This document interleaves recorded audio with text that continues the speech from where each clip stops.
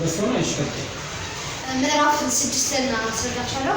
ምዕራፍ 6 ሰላምና ህብረት ስለ ሰላምና ህብረት ነው የሚያስረዳው።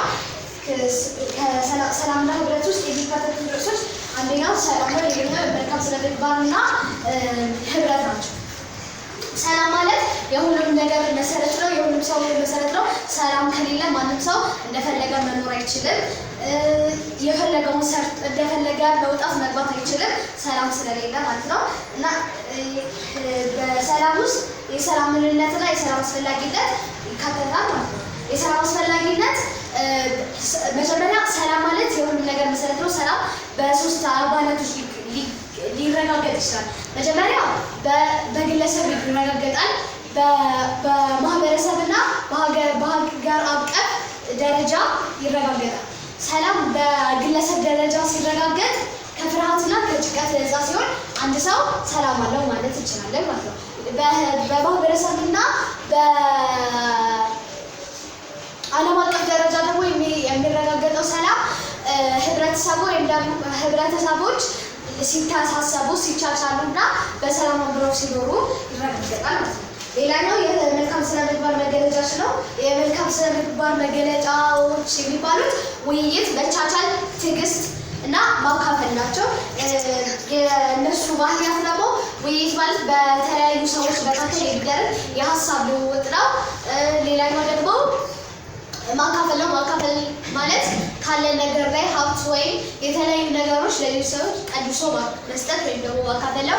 ሌላኛው ደግሞ ትዕግስት ነው። ትዕግስት ማለት ነገሮችን በተረጋጋ መንፈስ መመልከት ማለት ነው። ይህ ደግሞ በውሳኔዎች ደግመን እንዳንጸጸት ይረዳል። ሌላኛው ደግሞ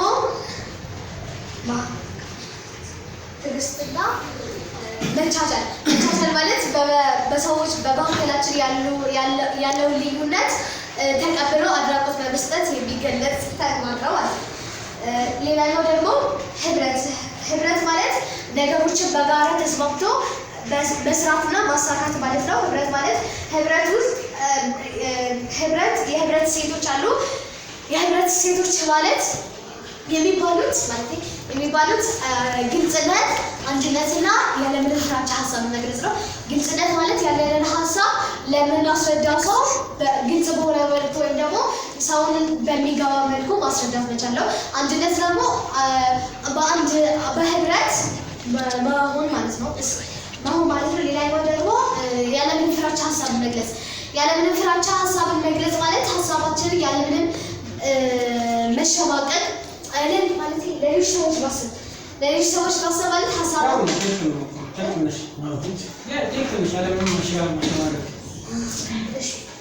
ለሌሎች ሰዎች የእነሱን ችግር በእኔ ቦታ ላይ ቢሆን ምን ይሰማኛል ብለው ችግራቸውን እንደ ራስ ችግር መመልከት መቻል ማለት ነው። ሌላኛው ደግሞ ህብረት እንዲኖሩ የሚያስፈልጉ ነገሮች ናቸው። ህብረት እንዲኖሩ ከሚያስፈልጉ ነገሮች መካከል መደማመጥ፣ ያለምንም ፍራቻ ሀሳብ መግለጽ እና አንድ ጉዳይ በጥልቀት መረዳት።